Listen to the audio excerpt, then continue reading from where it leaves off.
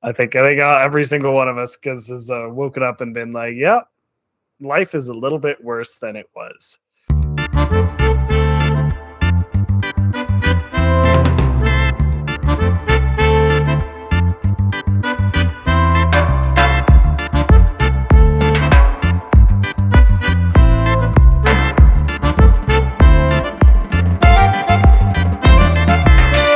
Hey, what's up, you guys? Welcome back to yet another episode of Zillennial Money. I am, as always, your greatest host in the world. My name is Andy, and pass it off to you guys for a brief intro.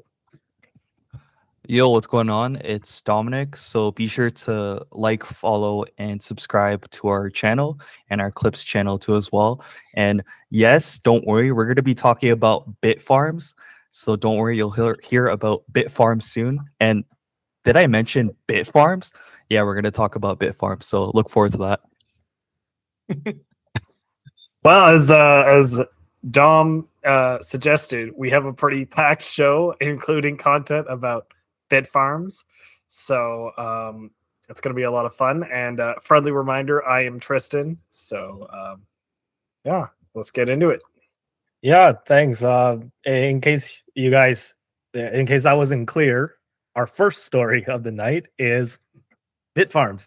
All right, so let's start off with like actually a fun comment that we got on our previous Bitfarms video. The reason why we're emphasizing Bitfarms is because that video totally blew up. Well, blew up is like a relative term, right, for this channel, because this channel is a small channel, so like, you know, typically our clips get less than 100 views, literally. But then I think the Bitfarms video, the clip of it that we uploaded to our clips channel, literally got like 500 views or 400 views, something like that. So it got like 4 or 5 times what the usual view count is. And let me just start off by going through one of the comments on our Bitfarms clip, which is from Mr. Dave J. Manriquez. Maybe instead of Manriquez, he should be Pussy Riquez, but whatever. So Mr. Dave says, Bitfarms for bankruptcy, let's go. So I have a feeling that he probably didn't watch the entire video, or else he wouldn't say something like this. So, you know, in case it wasn't clear to everyone of our both theses, and you don't have to agree with it, by the way, but it's just, you know, we're presenting facts and we're laying it in front of you, and you can take from it what you will, right? So, you know, just to kind of maybe reiterate the stuff that we were talking about in our last video on why we're also bullish on Bitfarms, let me just put up some graphics that have come out since then, right? So Bitfarms recently, they published this plan where they want to increase their hash rate, right? So as you can see, it breaks down their hash rate in terms of what country is from. So the majority of it is from Canada, but they're expanding their South American hash rate by a lot. So they're building a new facility in Paraguay. And as you can see, as of right now, they're at 6.5 exahash, but they're going to increase it to 12 exahash by the middle of 2024, so by around June. And then at the end of the year, hopefully they'll increase it to 17 exahash with a stretch goal of 21 exahash, and they can get there by redeploying, kind of optimizing some of their you know, old machines, and just kind of optimizing their existing solutions, right? So that's kind of part one of what we like about Bitfarms, how they're expanding their operations, as well as you know, just they're heavily investing in the Bitcoin mining space to get even bigger, which is what we like to see, right? And then there's also an interview that this channel called McNally Money did with Ben Gannon, who's the chief mining officer of Bitfarms. So the interview is really long. It's like over an hour. So, you know, I won't bore you through like all of the details, but I watched the whole interview, and then I summarize some of the kind of things that the most important things that were said in the video. And if I could just, spend around 30 seconds talking about each point, and then I'll pass it off to you guys on what you guys think. So I watched the whole interview, and again, I'll link the interview down below if you guys have time and if you guys want to watch it. But essentially, some of the most important things that they said was, there's essentially three ways for a company to fund its growth in, the Bitcoin mining space, especially.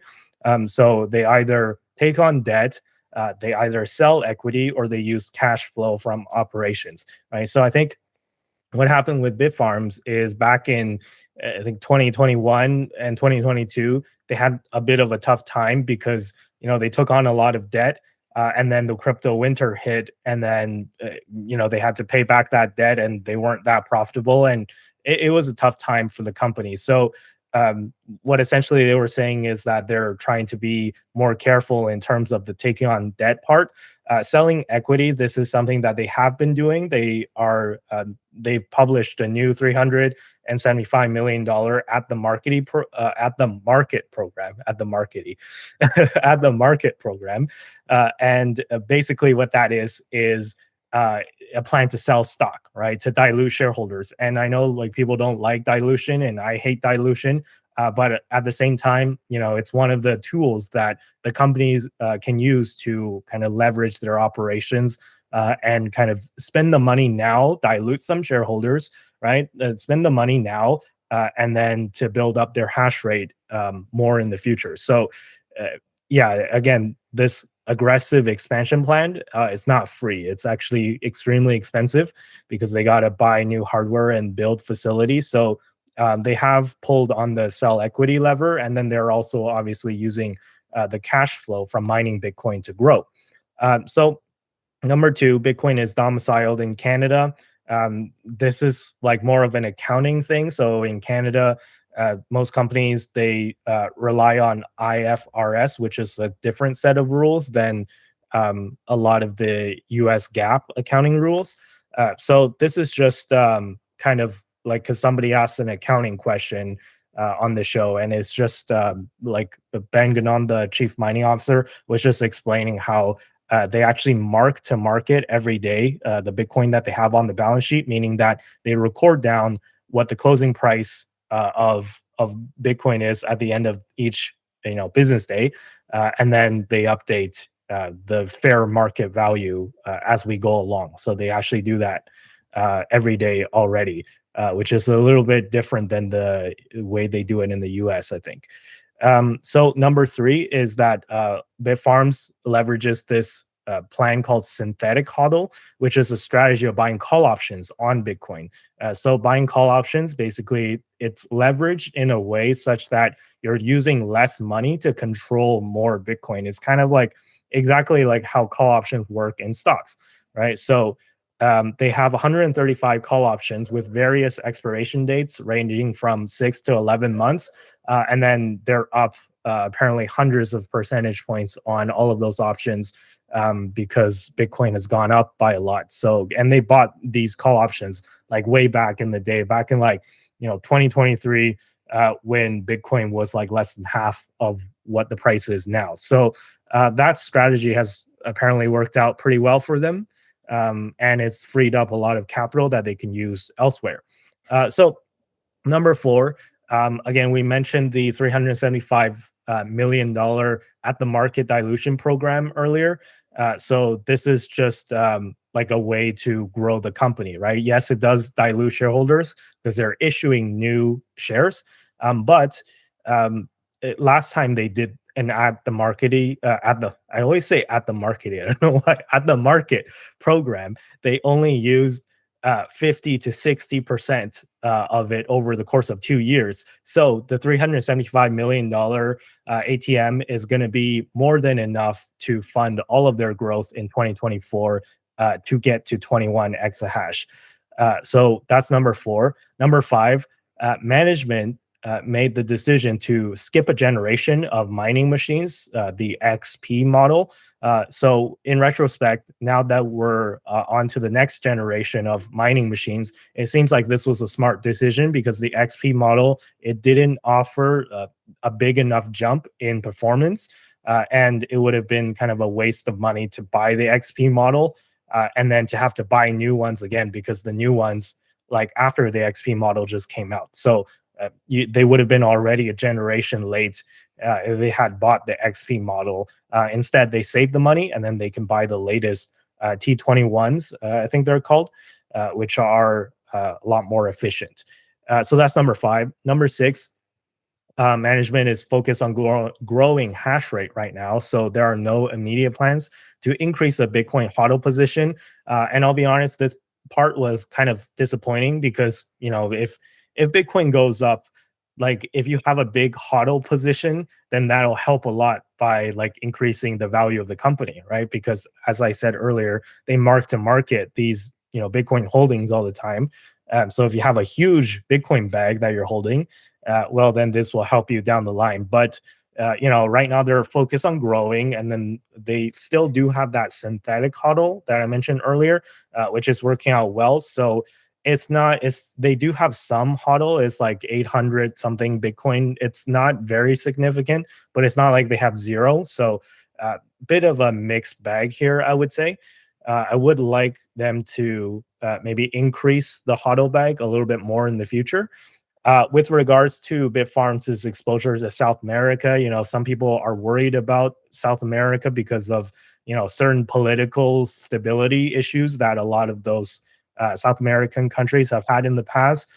But essentially, Ben Gannon, the chief mining officer, was saying how he believes that this is a unique competitive advantage that Bitfarms has over everyone else, since electricity prices are cheaper in Argentina and Paraguay, and Bitfarms is managing to get electricity for 2.1 cents per kilowatt hour in Argentina, which is much lower compared to the US or Canada. So I think for reference, in the US or Canada, the electricity cost could easily be double that, or 2.5x, something like that. So they're getting quite a bit of discount on electricity. Not even it's a discount, it's just how much electricity is in South America is just cheaper. So that's that. And yeah, essentially their foray into Paraguay was a huge success.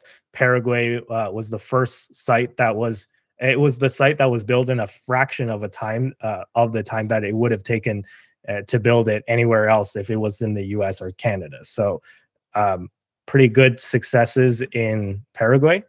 And so the average cost of power for the whole company is about 4 cents per kilowatt hour. So this just goes to show how much cheaper it is in Argentina, right? They're getting 2.1 cents per kilowatt hour, but even that is not enough to pull down the average that much.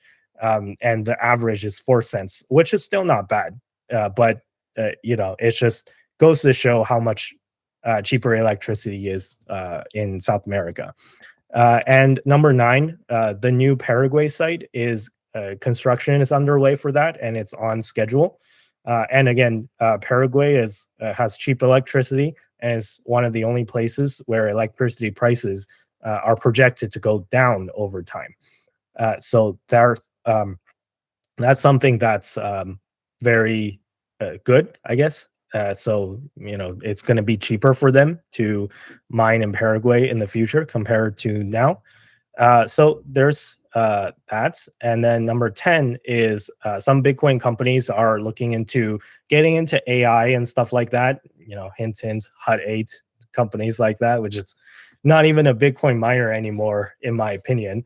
But yeah, Bitfarms has no plans to get into the AI space. They want to remain a pure play in Bitcoin mining, which is another thing that I like about this company.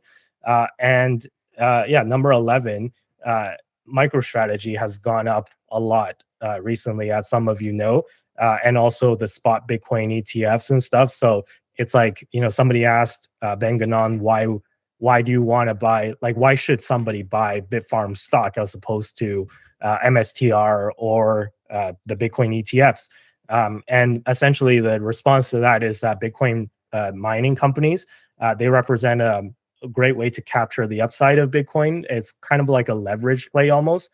There's a divergence right now between the stock price of many miners and the spot Bitcoin price. So the spot Bitcoin price has gone up by a lot, but the miners kind of have lagged behind. So, this is kind of something that is abnormal in terms of a trend. So, a lot of people are expecting this trend to reverse. And I actually have a graphic for that. So, if you want to if you guys want to look at the next graphic, and I'll put it up here right now, the performance of the miners and the performance of Bitcoin itself have diverged a lot, right? So, it's like a pair of jaws that have opened up. And this is again abnormal, right? So usually it doesn't look like this. Usually they're pretty in line. So we would, logically expect this trend to reverse at some point, which means that mining stocks should theoretically catch up. Again, this is not financial advice, not guaranteeing that this will happen, but this is just a proposal that something like this may happen. And as for why Bitfarms specifically, Bitfarms plan on growing their hash rate by essentially 3x by the end of 2024. They're also going to get more efficient as they upgrade their machines and stuff. So they're planning on increasing their efficiency by 40%. So essentially, that's kind of like my takeaways from the interview. And again, it was a great interview, and I highly recommend y'all watch it if you have the time. But I've said a lot and I've talked a lot. Let me pass it off to you guys. What do you guys think about Bitfarms? What do you guys think about the Bitcoin mining industry in general? And what do you have to say to Mr. Dave Manriquez? Yeah, no, I'll start off. So basically, what do I think about Bitfarms? I think very highly of Bitfarms. So based on the information that you were telling us and the interview and whatnot, it seems that Bitfarms wants to make progressive moves. They're trying to make things a lot more efficient on their side by going to South America, making expenses cheaper, dilution of like shares and things like that. Although like right now it's like in a bit of a jaw, like in terms of miners versus Bitcoin. I'm sure like before the halving, like that'll change. Like I don't see how that wouldn't be the case if generally miners and Bitcoin do align. It's just like an anomaly right now, but I still think there is potential just before the halving. So for that, I'm still in, and I'm totally into Bitfarms too as well, just because of it just focusing on Bitcoin mining and then improving upon that simple idea. Like I'm very supportive of that. And then what were the other questions, Andy? Sorry. Well, what do you have to say to the comment that we got initially, where people are saying that Bitfarms is going to go bankrupt? I'm not sure if he's just bearish on Bitfarms specifically, or Bitcoin mining companies overall, or Bitcoin overall, right? But like, it's just, what do you have to say to people who are saying that Bitfarms is going to go bankrupt, or Bitcoin mining is dead, or Bitcoin is dead? Like, do you have any opinions on that? Oh, I think it's just plain out like ignorance. I think a lot of people need to do a lot more due diligence than they really do. And by him saying Bitfarms might go bankrupt, like do a bit of research, see what they're going into. Like this interview tells you a lot of like what they're trying to do and how much more efficient they're gonna be. So yeah, no, not a huge fan of man puss. I mean what? I mean I'm not a huge fan of him. So yeah, no, just do your research, and then we'll have a little bit of a chat after with the podcast here. I'll say that. Nothing more. All right. Tristan, thoughts? Yeah, so I think with regards to talking to our friend Dave over here, um, I think that the statement that Bitfarms for bankruptcy, I think that does show a clear lack of understanding of that company, because of the Bitcoin miners, I would say it is one of the least likely to go bankrupt by a substantial margin, because of the fact that they have no debt, they are super efficient, they are getting more efficient to continue in that, and they have lots of cash, lots of like they're very well set up to survive the halving pretty comfortably and to grow rapidly. And because of that, the likelihood that they go bankrupt is very unlikely to me. And so the only way I could conceivably see them going bankrupt in the short term, we're assuming there is no change in leadership plans, etc., would be that Bitcoin just tanks for no reason. And if you believe in Bitcoin, you're unlikely to expect it to tank, given that it's historically performed significantly better in post halvings.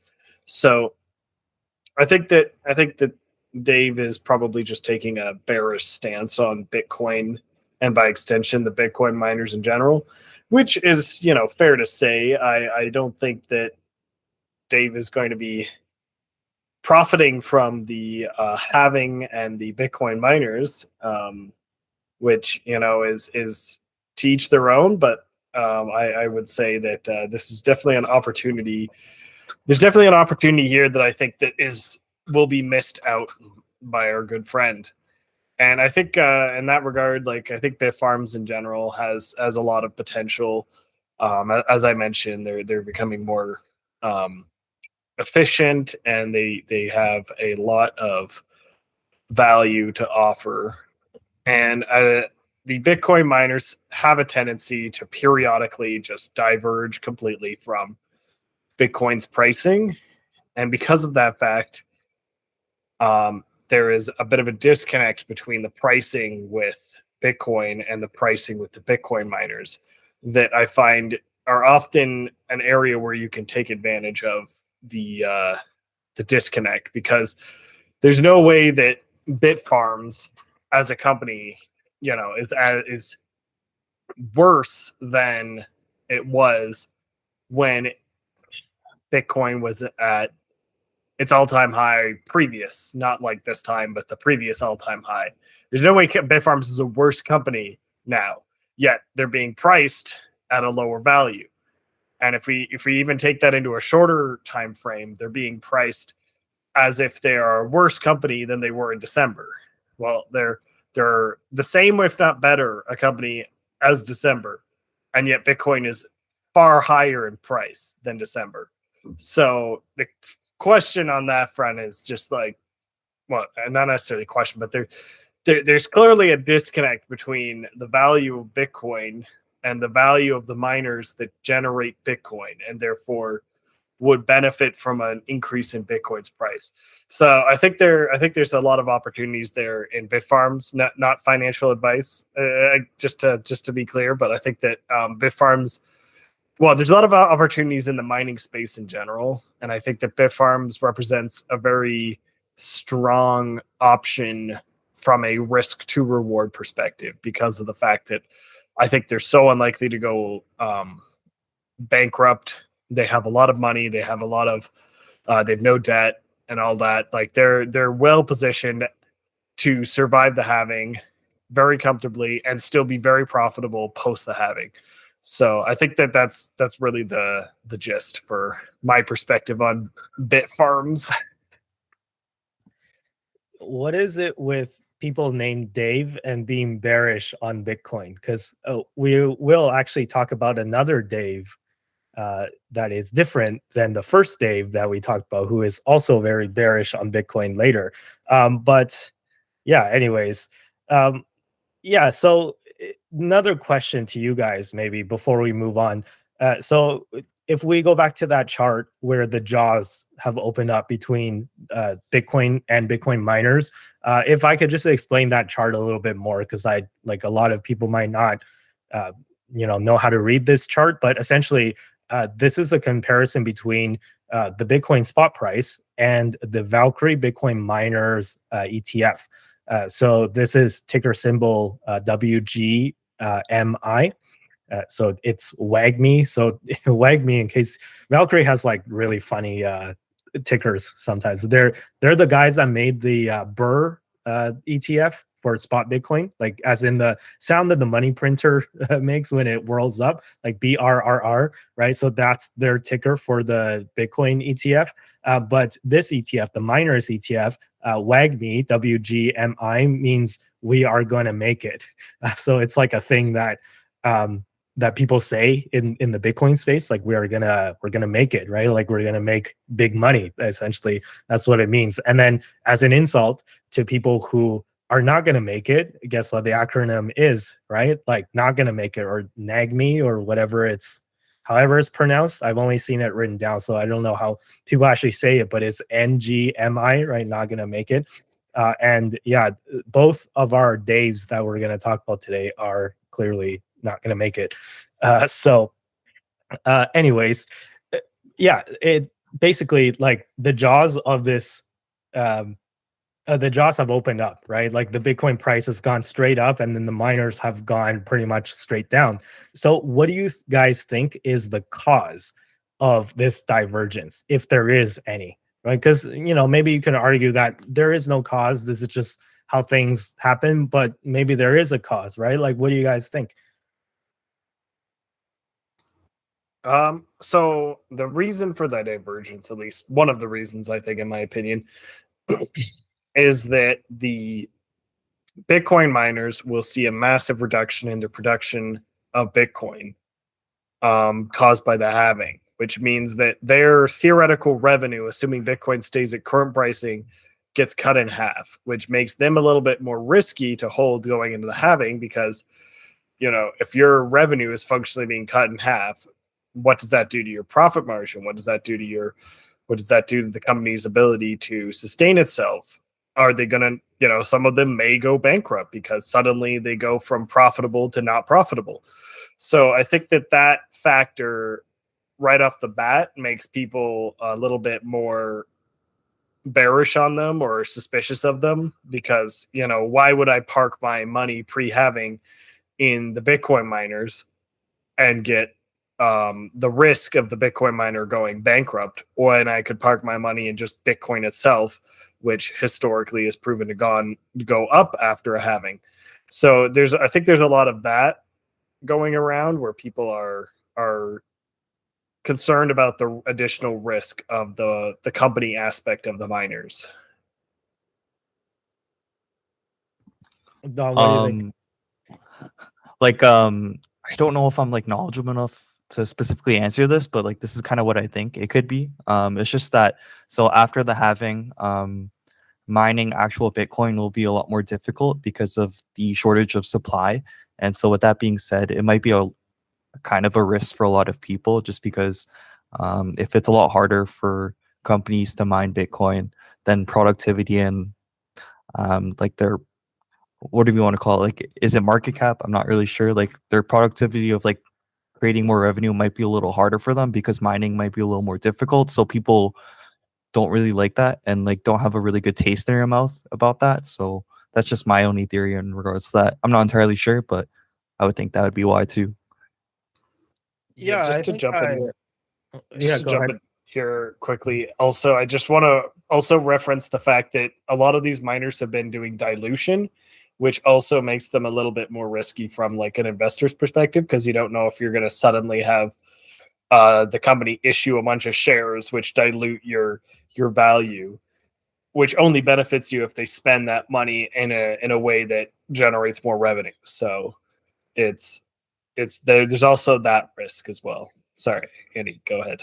Yeah, no, I was just gonna say I agree with you guys, and I do think that is exactly what's happening. Is that that old saying is like the markets can remain irrational for longer than you can remain liquid, right? So essentially, the moral of this story is the market can remain irrational for longer than you think, right? And I think the irrationality that's playing out right now is that people think that because of the halving, the revenue of the Bitcoin miners is going to get cut in half, which is not exactly even true, by the way, because like, yes, it gets like the big part gets cut in half, but then there's also the transaction fees, which are baked into the block, and those are not going to get cut in half. It's only the block reward that's going to get cut in half. So, it's not exactly like that.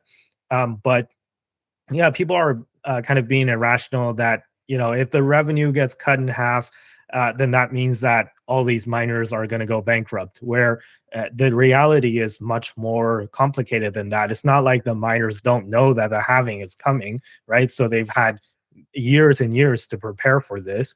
And a lot of them are preparing for it by increasing their hash rate. And the idea is that the kind of the uptrend in Bitcoin's price itself will kind of counteract a lot of the negative effects of the halving, where yes, the block reward gets cut in half, but each Bitcoin becomes much more expensive, right? So the reason why you'd want to maybe perhaps buy miners, and this is not me recommending you go out and buy miners, this is just part of my bullish thesis, is that you kind of have to understand where the leverage portion of the bet on Bitcoin mining comes from, rather than buying spot Bitcoin, right? Because when you buy spot Bitcoin, you're just buying it at the open market price.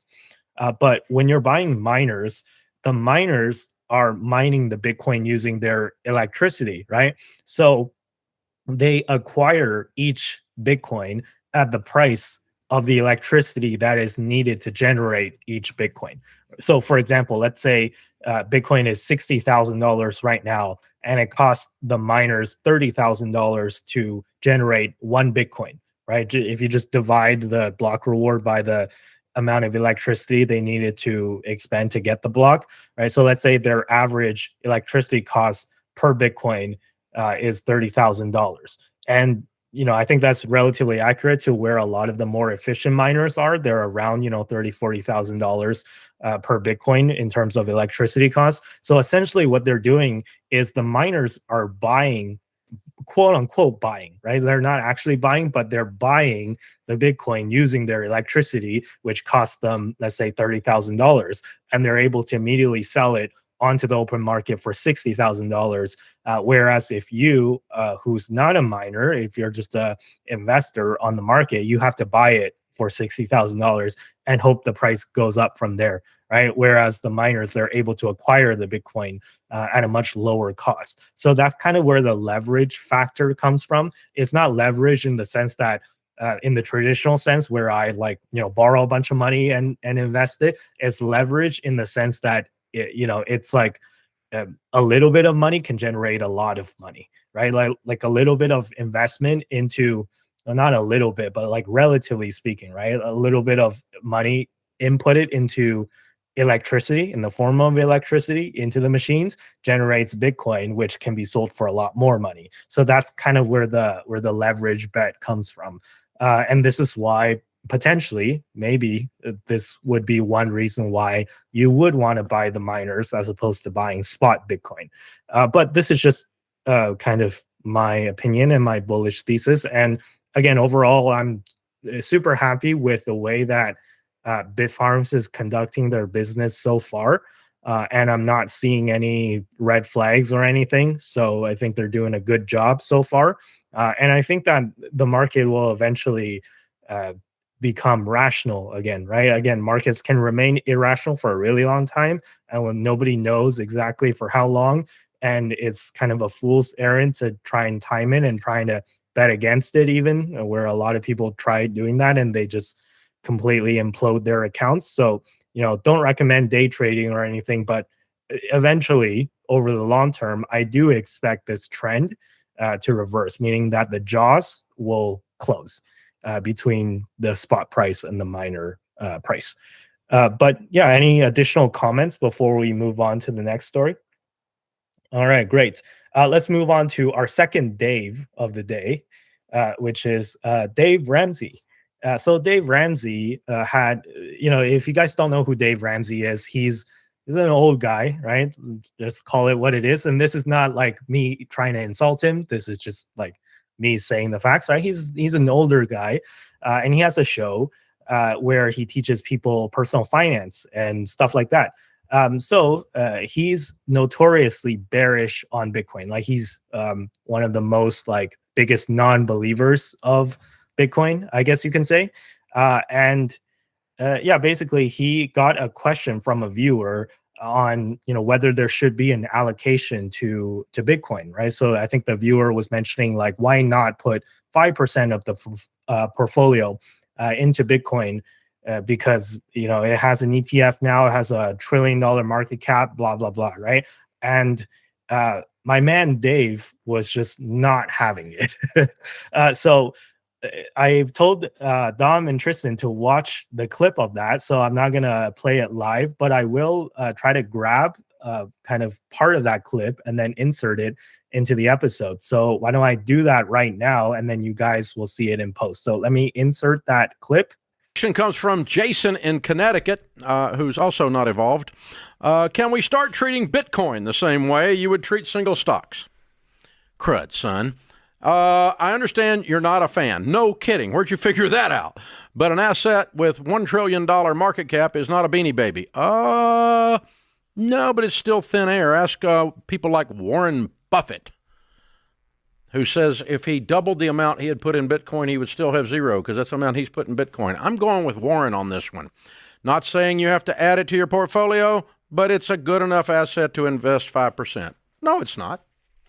Okay, I don't know where the 5% comes from. I don't know where the $1 trillion number. market cap comes from. Mist and smoke and mirrors, like the whole here's what's freaking happened, concept. And then now we're back. So basically what the clip that you just saw was, Dave Ramsey describing Bitcoin as thin air, calling it mist, smoke, and mirrors, and not even 5% allocation. It's just like hard no. Basically, you guys have seen the clip. I'll reserve my comments till after you guys, so as to not poison you guys' thoughts. But let me toss a question to you guys. What do you guys think of this clip? Is Dave Ramsey right, or is he wrong? And what do you think in general? Is a 5% allocation good? A 5% allocation is totally good. Frankly, if you're not investing at all, you're missing out on so many potential opportunities to gain money that you could just put into Bitcoin and instantaneously get just because of the volatility. I think there's always a little bit of a back push just because of the volatility, but otherwise you're inevitably probably going to make some sort of profit in the long term. I just think it's so crazy how he's extremely bearish in regards to Bitcoin. He's like, nope, not even going to take a second note on it. Don't even like mention it to me. Absolutely no.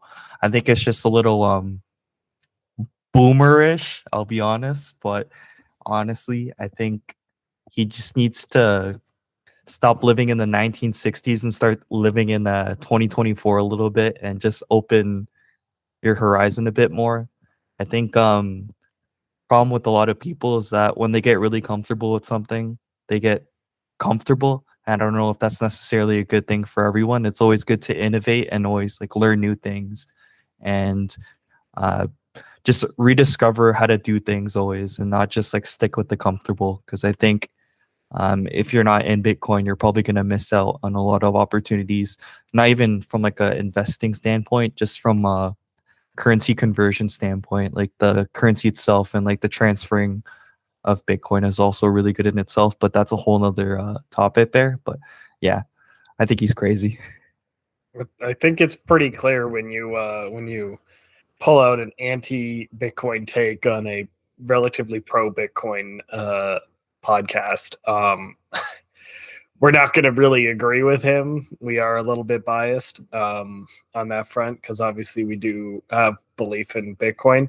I'll say that Dave Ramsey has definitely not read the Bitcoin standard, so he's missing out on some interesting thought-provoking questions and some thought-provoking analysis, and he's come to the conclusion that it is worth nothing because, functionally speaking, it provides no physical value in the sense of like you can't, like, it's not like gold. You can't trade, you can't build anything out of it, and it doesn't have a value like in that regard. But my counter to that point is always that the fact that the American dollar, the Canadian dollar, every one of our fiat currencies provide no value outside of us all collectively agreeing that it is worth something. And because we all agree that $10 is $10, $5 is $5, because everyone just agrees that that is the case, and that there's a reasonable expectation of, if I give you $10, you'll give me $10 worth of value back. Everyone's like, oh, this is fine. But then when you take Bitcoin and you apply the same logic, where if everyone agrees that it is worth XYZ amount, and right now there are the people who aren't in Bitcoin are usually the ones who are like, it's not worth anything. But then the people who are in Bitcoin are like, it's worth something. And as more people go, it's worth something, then it will grow in value and it will continue being worth something. And because until they crush every person who believes in Bitcoin, until they crush everyone's belief in it, they can't destroy it. They can't destroy the value of it in its entirety.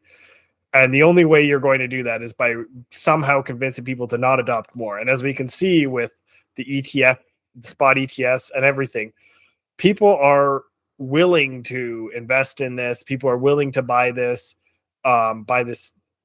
currency because there are a lot of different values that it provides, with regards to being like a store of value that, fiat has proven, particularly currently, a poor tool, because as we can see, our purchasing power has been being reduced at a rapid rate in the last few years from inflation, whereas Bitcoin's purchasing power, well, there's been volatility of ups and downs. If we look at the long-term curve, the purchasing power of Bitcoin has been on an upwards trend this entire time. Yes, there were times where you could purchase more with it and times where you could purchase less with it. But at each of those valleys and peaks, you were still on the upward trend. And I think that these multitude of factors that we're looking at, and the fact that it's got a predictable inflation rate that can't be changed, I think all of this represents areas where Bitcoin has a lot of value that boomers particularly like. Dave Ramsey, they don't understand it, and they don't see the value because to them it's worth nothing. But they don't seem to have ever taken the look at, fiat currencies and clued in that those are also worth nothing. So if fiat is worth something, yet is worth nothing, why can't Bitcoin be worth something and worth nothing physical? So that's kind of my speech. Yeah, and those are all good points, and let me share some of my thoughts. And I have to like limber up and stuff like that because like, not gonna lie, this clip of Dave Ramsey triggered me slightly, and I don't get triggered often. But here's the thing, right? So it's okay to be skeptical of Bitcoin. I was very skeptical of Bitcoin back in 2017 when it made its first run up to $20,000. I was like, wow, magic internet money up to $20,000, right? But here's the thing.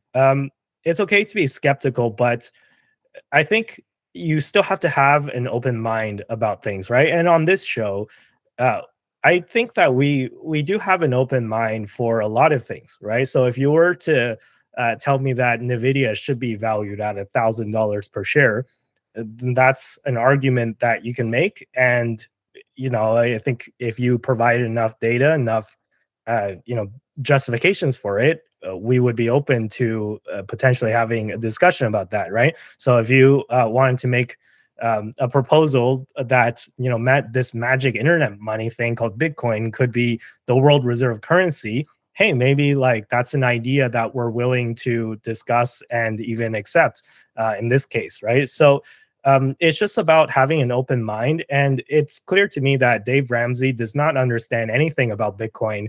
and he's jumping to a conclusion, and he has an incredibly arrogant tone that just kind of exudes privilege and stuff. Like he's like the personal finance master. He's the one with the show. He's the one that knows everything about investing, about personal finance. And somebody dares to suggest that they put 5% of their portfolio, not even a significant chunk, but only 5% of their portfolio into this new thing, which, by the way, is not mist, smoke, and mirrors, because it has an ETF. It's been accepted by the SEC as a legit thing. It's been accepted by BlackRock, who's one of the biggest asset management companies in the world, and they now run one of the biggest ETFs around Bitcoin. So it's just about keeping an open mind, right? And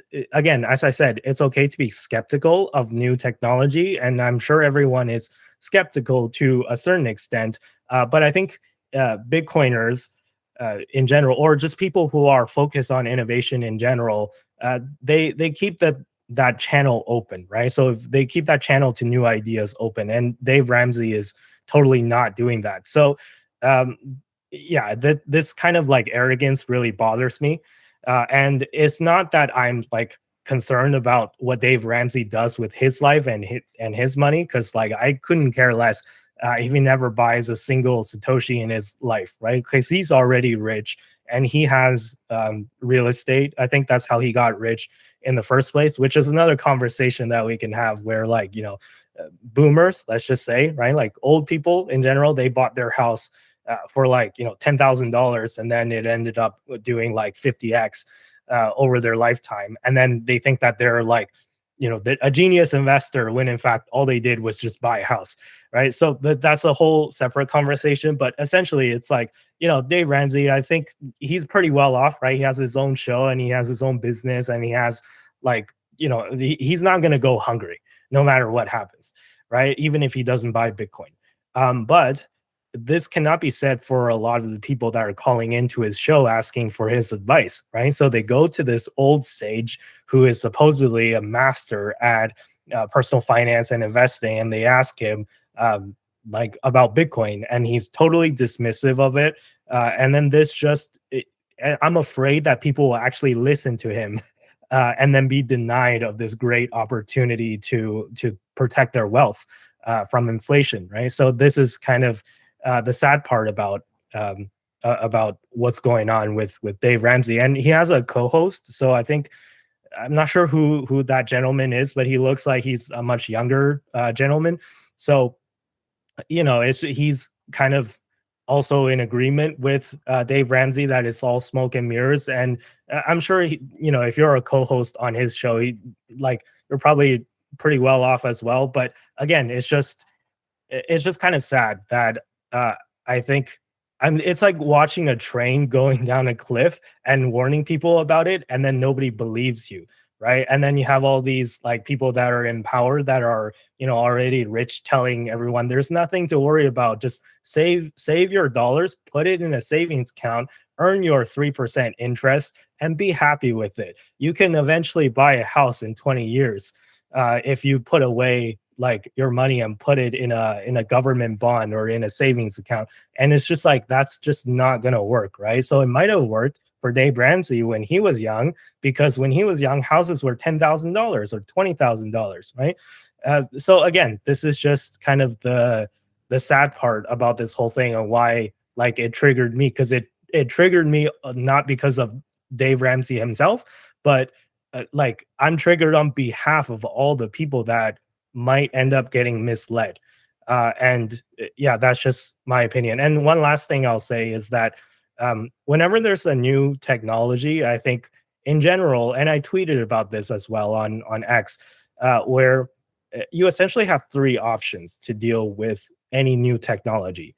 Number one, you capitulate early and then you adapt to the new technology, which is what I did, right? And I'm sure this is what you, Dom, and you, Tristan, this is what you two did as well, where you capitulate to this new technology when it comes out, right? So like, when the need became clear that you needed a smartphone, you went out and got a smartphone. When the need became clear that like you needed a laptop for school as opposed to like, I don't know, a fax machine or like a notebook, like a physical notebook, you went out and got a laptop, right?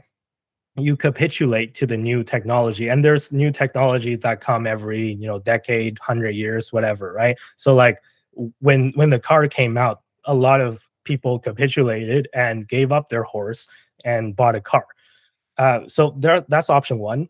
Option two is you stand your ground and you don't capitulate, which is what Dave Ramsey is doing, right? Like, I'm never going to adapt to this new technology because it seems like it's all fugazi, it's all like thin air. I'm not going to do it, right? So that might work up to a certain extent, but you might go bankrupt trying to fight it. It's like the horse breeder trying to fight the Ford Model T. You might be able to convince some people to not buy a Ford Model T and stick with their horse because you promise that you can breed them a faster horse that will outrun the Ford Model T. And even if you do, what if like Ford eventually will come out with a new vehicle and then there's other players, right? So you try to fight this technology, but in the end, it's not going to be successful. And then you'll just end up going bankrupt because nobody wants to buy your horse anymore. And you end up like old, bitter, broke, and angry, right? So that's option two. Or option three is you die of old age, and then all your descendants do the exact opposite of what you told them to do. It's like you stick with your horse and then you try to breed a horse that's faster than the car, and then you die of old age and you manage to like you couldn't manage to make it happen, and you die of old age before you manage to make that happen, and then all your descendants drive cars. So this is just kind of the three options that I'm seeing it shake out. And Dave Ramsey is trying to choose option two, and I hope he turns around, but it doesn't sound like he will. So maybe it'll turn out to be option three. But I'm really hoping that everyone, whenever they encounter a new technology, try to choose option one, like i.e. capitulate before it's too late, because it can bring a lot of benefits to your life by being kind of the first in line for a new technology, right? Whether it be a lot of the advancements that we're seeing with AI right now. So especially if you're young, try to think about how you can leverage AI in your work, or how to like leverage AI in improving your life, and try to think about Bitcoin and how potentially it maybe it's not fugazi, maybe it's not thin air, maybe it's not mist, smoke, and mirrors. Just keep your mind open to that, right? So you'll see that you'll get a lot of benefits. And then this is not just investing, right? So it's not about getting rich. It's about just how something can improve your life in the long term. And I think you'll have a much better time with that by keeping an open mind rather than keeping your mind closed like Dave Ramsey. And basically that's all I have to say to that. Yes, Dom. Okay. So like before we move on to the next topic, I think I just want to say like a few more things. I guess the word is like caveat. So the vast majority of viewers that watch Dave Ramsey are typically people who, I'll say it honestly, are acoustic with their finances. I'll say acoustic because it's PG-13, but a lot of these people don't really know what to do with their money and like their finances. And like his advice for the most part is fairly good in terms of like snowball, pay down your debt. But there's just like some things that I guess the three of us don't really agree with on Dave Ramsey, and this is just one of them. And on top of like his credit card philosophies, like I totally think you should use credit cards if you use it smartly. I just think he's talking to the people who have no idea what to do with their money and are really like emotionally not strong enough to be able to control themselves to do the proper thing. I can understand that, but it's not to say that he's completely ignorant with the idea that, oh, Bitcoin is not an idea right now. You can tell like what Andy was saying with his tone and stuff. He's totally against it. It's like not for him, which I also think is wrong too. He's moving towards that option 3, not so much the option 1, which I think he should go do a little bit of innovative training there. But what can you do? Yeah, we support Dave Ramsey. I mean, I can't speak on behalf of everyone, but like some of the things he says and like their team are like pretty good, but a lot of the things they say are also wrong too. So pick and choose what you want to listen to. I think on that front, Dave Ramsey is very much someone who is very helpful if you are absolutely destroying your financial situation. And by that I mean bad destroy. You have everything is on fire. There is flames. There is problems. You've got debt coming out of your ears. Yeah, okay, you can listen. Listening to Dave Ramsey is a good call. I don't think that Dave Ramsey is the best advice for someone who is beyond that point, where you have an income, your debt is managed, you don't have credit card debt, you're managing all your other debt effectively, and you're not living beyond your means. I think at that point where you're saving and investing, I think that's when Dave Ramsey's advice starts to lose a lot of its utility, because that's when the value is reduced.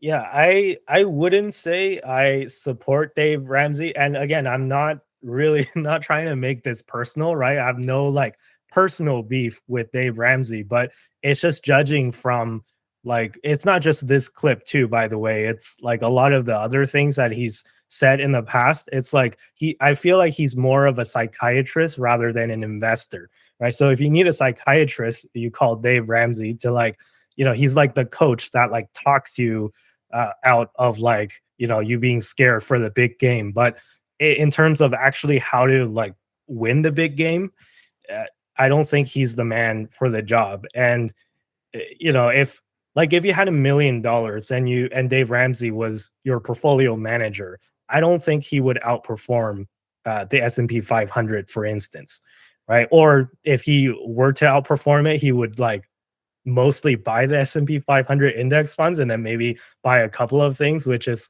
like, sort of cheating. If your portfolio is like 90% S&P 500, then you spend the other 10% buying something else. And then you say, I beat the S&P 500, right?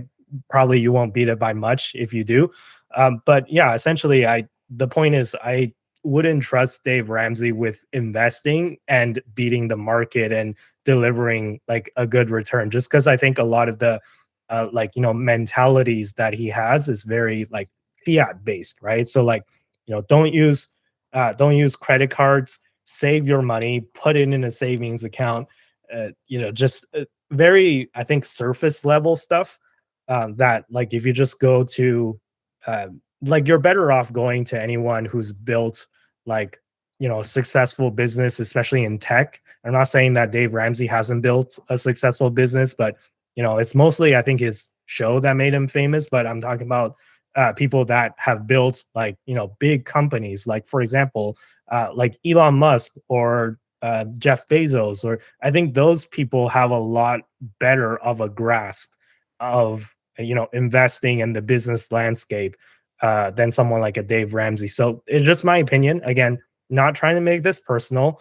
It's just I'm just not a fan of of his philosophy, right? So just like from a purely objective standpoint, or as objective as I can make it. Obviously, everybody has bias, but this is what I think.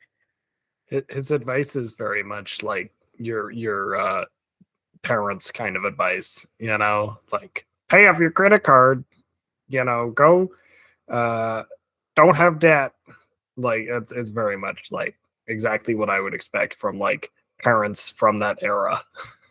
So yeah, I guess I agree with Tristan. It's like with your parents, do you listen to everything they say? Like if you did, then you would be in a very different place. Like sometimes it's okay to say no, and no is actually the better option. Not saying it always is, but yeah, I get what Tristan's saying. So yeah, and that's about it for me. All right. Well, it's maybe time to move on to the next story if you guys are ready. And this one might be slightly triggering too. I don't know. We're talking about some like very like anger inducing topics today, but hopefully we can make the show a little bit more feel good in the future. But this story might make you a little bit angry too. So this story is about a New York landlord who was arrested for trying to forcibly remove a squatter. So here's a screenshot of an article. So basically, in New York City, there's certain laws that protect tenants of people who rent for a property. So this is like it's evolved into something that people are calling squatters' rights. I'm not sure if the law actually calls it squatters' rights, but essentially, a person can claim squatters' rights after just staying at the property for 30 days of living at the property because they would be considered a tenant. And this is just ridiculous. Basically, so this woman, I think her name is Anda Loro. I'm sorry if I'm pronouncing that incorrectly, but she inherited this $1 million New York property from her, I guess, parents who passed away. And then this guy just like decides to move in, right? Because the house was like empty, like she wasn't living there because her parents passed away and she inherited it. So this guy just decided to move in, and like he's not paying rent. He's just literally living there. And then obviously when this woman found out, and Anada Loro and whatever. When this woman found out, when the landlord found out, she was very unhappy, obviously, and then she tried to call the cops on the guy and evict him. But the eviction process in New York, at least, is pretty complicated, and it's not like a one-day thing. So you have to wait and prove that that person is squatting there and not paying rent and all that stuff. So she decided to just take the matters into her own hands, and she called the cops and basically got into an argument with this person. And then the cops arrested her for basically trying to illegally remove a tenant when the guy is not really a tenant, he's just a squatter. So this just goes to show the ridiculousness of this entire thing. And by the way, this is not the only instance, right? I'm not trying to pick like just one instance and trying to make like a political stance on it. It's literally happening like in a lot of different places. So if you guys scroll down to the next photo, and I'll put that screenshot up there as well, there's another person named Sung Kim who just decided to move into a $1.3 million home in Seattle. And yeah, basically he just didn't pay rent. And then the landlord comes and tries to remove him, but the police can't do anything because there's laws that are protective of squatters. So yeah, basically this story might make you a little bit angry. It certainly made me a little bit angry, and I have some comments to say about this. But again, as always, to avoid poisoning you guys' thoughts, let me pass it off to you guys first and let you guys comment first before I make my comments. So, what do you guys all think of this story? And yeah, just general thoughts. Does it make you angry? I mean, like from the perspective of the homeowner, like just seeing someone randomly there just quote unquote squatting in your house is pretty crazy. I don't know if they would just like randomly walk in one day. Like I don't even know if they have a key or some sorts, like how that would be arranged. How would they squat in the first place? I think it's just from a homeowner's perspective, it would be kind of annoying to go through the logistics and then try to figure out how to be able to get rid of them when they shouldn't even be there in the first place. I guess that would suck. But I guess on the other side too, it would suck that if you do get kicked out, you wouldn't have a place to stay. But I think the people that are staying there in the first place, unless you're like on some drug addiction tip or whatever, you guys would probably know what you were doing or know what you are consciously doing, like by like staying at that house. And I think you're just being a headache to like the homeowners, and it does suck. So yeah, that's just my thoughts. It would be annoying if you're coming from the homeowner's perspective, for sure.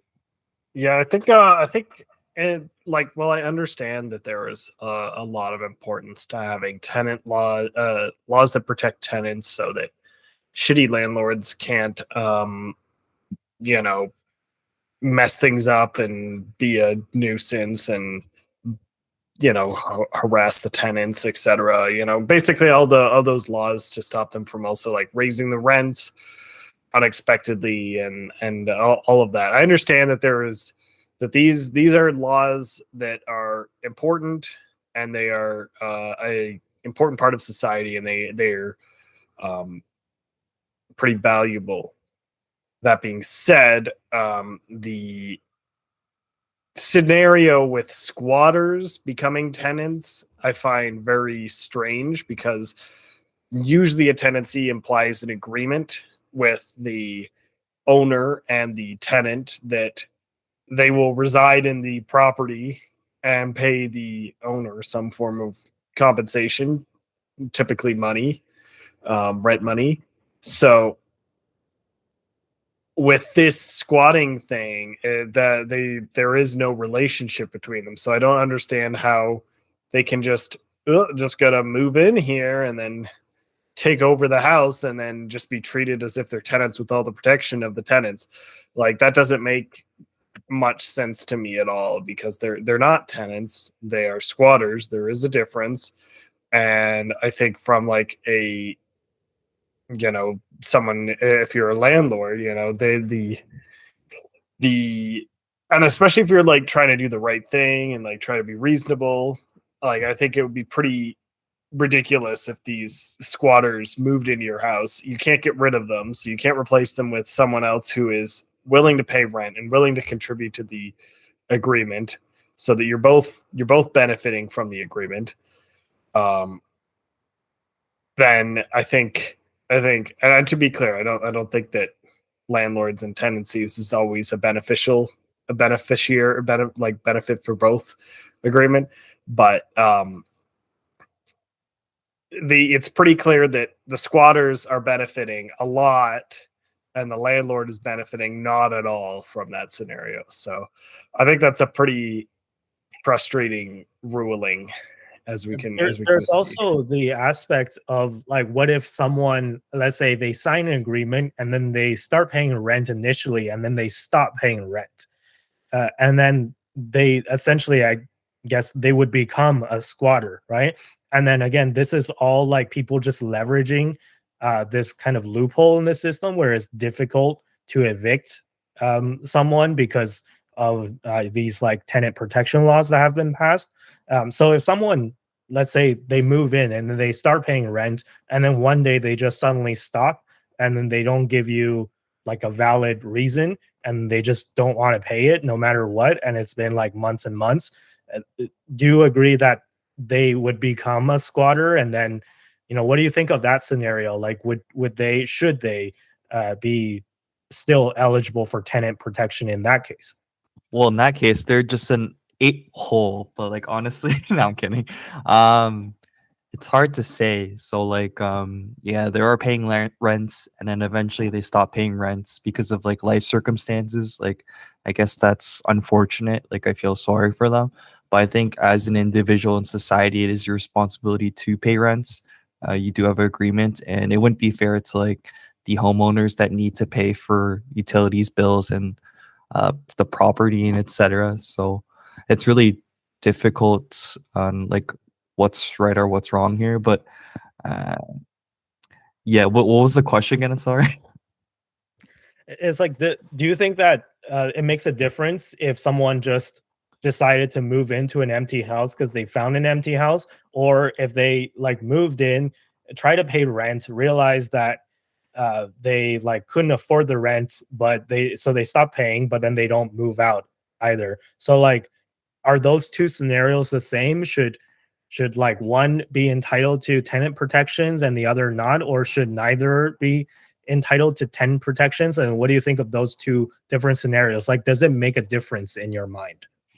I think like within like the right circumstances. So if someone just randomly decides to walk into a house that you own with no agreement, I think it's like they should have like zero protection whatsoever, because you're just walking in. It's kind of crazy to think about. But if you're already previously paying rent, I guess some sort of protection would be reasonable. But if you're just being like a pain in the ass, then I think there should be a way to work around that. I don't think it's really fair to like the homeowner when they could just get another tenant who would in fact probably pay for the rents by like a monthly basis, and it's just such a headache on the other side of the landlords. So I think if there was another way to handle this differently, instead of sometimes I'm just hopping around here, but North American restrictions and laws can be really slow sometimes, and like certain things are pretty slow. Like if you're from Toronto, like Eglinton's been an ongoing construction forever, and then that's just like one of many. But yeah, maybe if there was a better way to handle this, it would be better. Yeah, Tristan, thoughts? Yeah, so with regards to your questions there with the, I'm realizing I'm forgetting the question. Can you can you repeat it? Yeah, so the question was like, is there a difference between somebody who Right. just decided to move in and just squat there, or somebody who was initially paying rent and initially signed an agreement but just decided to Mhm. stop for no reason, and you can't evict them because the laws take too long and stuff like that? Mhm. Yep. So I definitely think there is a difference between those two, because in one scenario, the person has just straight up moved in without agreement from the landlord. They are just straight squatting. Like they have, there's no such scenario where that person has any legal entitlement to stay in that house. Now the alternative scenario should have some protection from tenancy laws, because you know we don't want a scenario where the landlords can just kick people out on the street the second they decide to. And if the person is unable to pay rent and has been paying rent previously but is now unable to pay rent due to like job loss, injury, whatever, I think that there should be some leeway for them to figure out how to get back on their feet, either by eventually coming back and paying the rent, or like if they can just take a like a bit of a break, and then move to a new place with a lower rent that they can now afford due to their changed situation. But I don't think it's reasonable to like expect people to just be able to predict the future. And until our job market is such that you have reasonable job protections, where you can expect that on Tuesday you might walk into work and you won't like just get fired on a random Tuesday and then suddenly be jobless. I think unless there were protections like that, we can't reasonably expect there to be protections. Well, that the individuals won't need protection as a tenant as well. So that with they do get fired on Tuesday, they can still survive for a little bit before they have to make the major life changes, particularly with the example of like when they have like kids in school and stuff. Like that's very it's not ideal for kids to have to move during a school year, for example. Like your friends change, everything, like that's not ideal. So if there is a way to figure it out so that the landlord eventually gets their rent. But to be clear, I want to also clarify, when I say eventually, I mean like we're talking like a short term decrease in not paying rent. Like if we're talking like more than like a month or so, then it gets a little bit harder to justify, and right. So it's definitely, there's definitely a bit of a difference, but at some point they would eventually also become a squatter in my mind. No, but here's the concern, right? So, like, if this kind of like, if everyone knows that the landlord can't remove them if they just stop paying rent, then this just removes the incentive to pay rent in the first place, right? Like, if not, I'm not saying that you or I or anyone else like here would do it, but that people would do it, right? Some people would do it. So, like, if you let everyone know that, hey, you can stop paying rent and then your landlord can't remove you because of these tenant protection laws, then a certain percentage of them will elect to do that, not because they can't afford rent. Maybe they can afford it, but they just like, why would I pay rent when I could not pay rent and still stay in the house, right? It's just like people are self-interested, and if you can get away with it, then I think a lot of people will do it, right? Am I wrong? I mean, you're not wrong, but I also think that it's important to remember that there are bad actors, and it sounds like what you were describing are people who are bad actors. So, in that regard, these individuals would be trying to abuse the system pretty much no matter what. So, by removing the tenancy protection laws, you are putting people who are not bad actors at risk. And honestly, the bad actors would probably find another way to screw you over in a different way.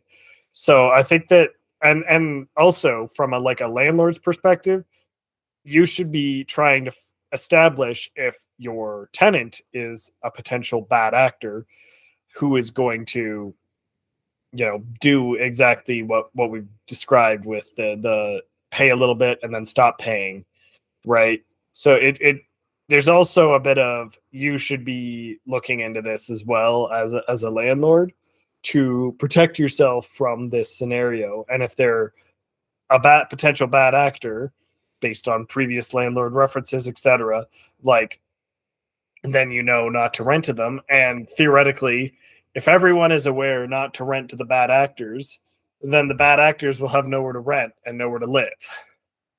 Right?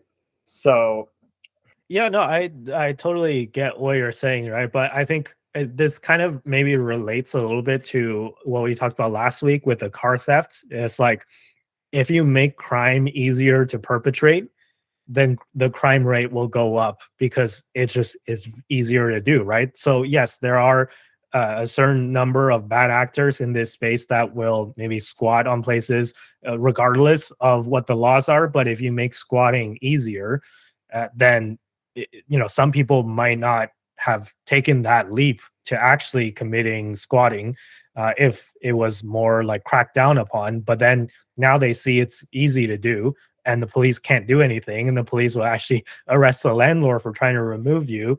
Then maybe it makes it a lot more enticing, right? And as you said, like, the cost of living is going up, right? So this kind of, maybe it's a huge driving factor as well. Like, if you can get away with not paying rent, then why would you pay rent, right? So well, I think that in that regard, the cost of living is a big aspect because, honestly, I think a great example is video game piracy, because Mhm.